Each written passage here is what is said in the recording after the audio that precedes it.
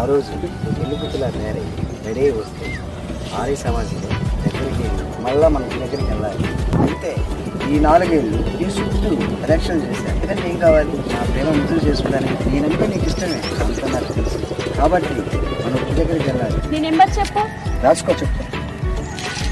98550889. నైట్కి కాల్ చేస్తా.